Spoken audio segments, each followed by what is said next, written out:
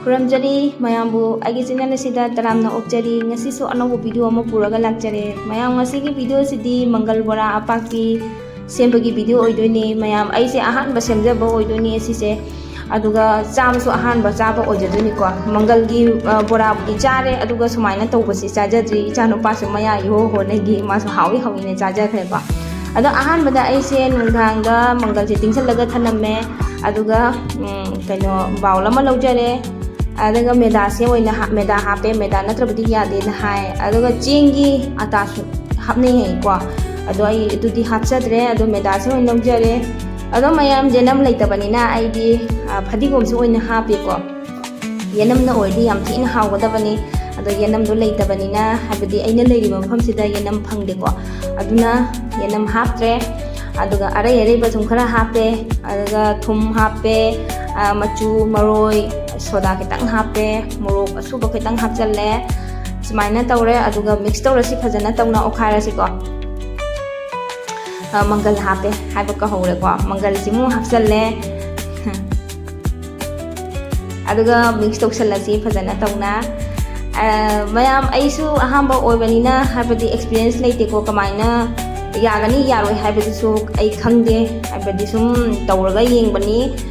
maong se tagadra taroidra habado ado yengminasi aisu sum mina tawbadugi matung ina aisu tawjarakpani ado mayam akhangba yaradi adum aigi se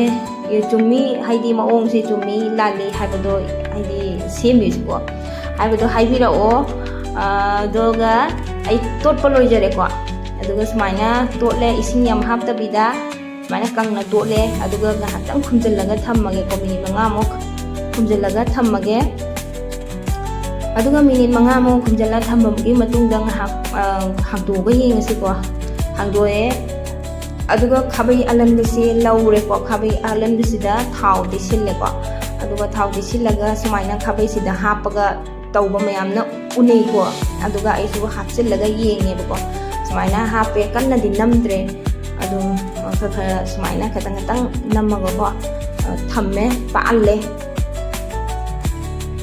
aduga yengasi thawda mu tawraga mawong se yadi haibadu mu yengminarasi ko aduga sum aigi video siga changbirakpa ichinau sing nusibiduna like comment tawba kawbiramgano khangdriba sing nasu adum habadi yengbiyo loi fawba kamaina tawge habado ado aisu ahamba semjabani ko ado ai thau se haijinjare ai pen on laujari ko khang laujadre pen sina pakpanina adum thenbanina ko sumaina khabai se lupsinbada changani dana tawbani ado loina su luptre ko aduna aina chamasina thau se loi kana tawhalle chaisille ko aduga kaino tawra yengasi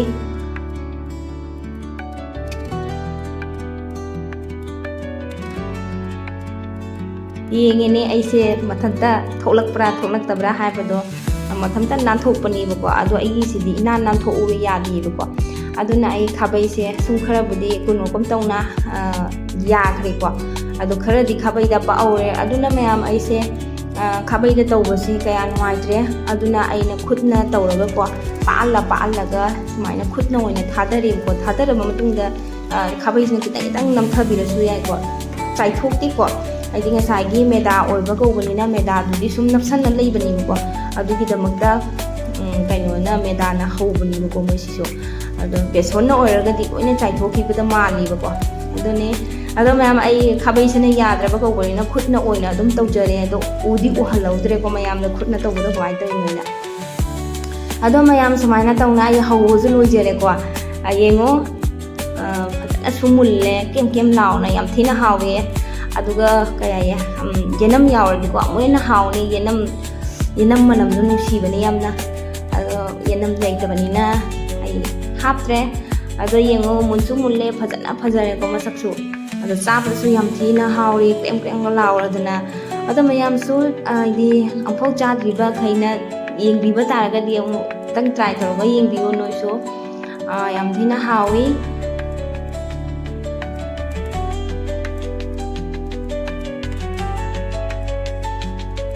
ꯑꯗꯨꯗꯤ ꯌꯦꯡꯉꯣ ꯃꯌꯥꯝ ꯑꯩ ꯊꯨꯒꯥꯏꯔꯒ ꯑꯃꯨꯛ ꯌꯦꯡꯍꯟꯖꯔꯛꯀꯦ ꯑꯗꯣ ꯌꯦꯡꯉꯣ ꯀꯦꯝꯒ ꯂꯥꯎꯗ꯭ꯔꯣꯁꯦ ꯑꯗꯣ ꯑꯍꯥꯟꯕ ꯍꯧꯕꯅꯦ ꯑꯗꯣ ꯃꯑꯣꯡꯗꯤ ꯈꯤꯇꯪ ꯇꯥꯕ ꯋꯥꯠꯂꯦ ꯑꯗꯨꯏꯁꯨ ꯃꯍꯥꯎꯗꯤ ꯌꯥꯝꯅ ꯂꯩꯌꯦ ꯌꯥꯝ ꯍꯥꯎꯔꯦ ꯑꯗꯨꯒ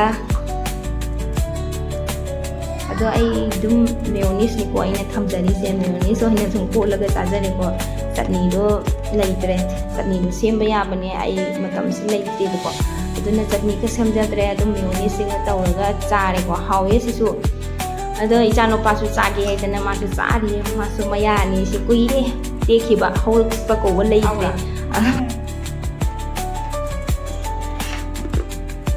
ꯑꯗꯨꯅꯤ ꯃꯌꯥꯝ ꯑꯗꯣ ꯑꯩꯒꯤ ꯚꯤꯗꯤꯑꯣꯁꯤꯕꯨ ꯅꯨꯡꯉꯥꯏꯕꯤꯔꯒꯗꯤ ꯂꯥꯏꯛ ꯀꯣꯃꯦꯟ ꯁꯕꯁꯀ꯭ꯔꯥꯏꯕ ꯇꯧꯕ ꯀꯥꯎꯕꯤꯒꯅꯨ ꯃꯌꯥꯝ ꯅꯨꯡꯁꯤꯕꯤꯗꯨꯅ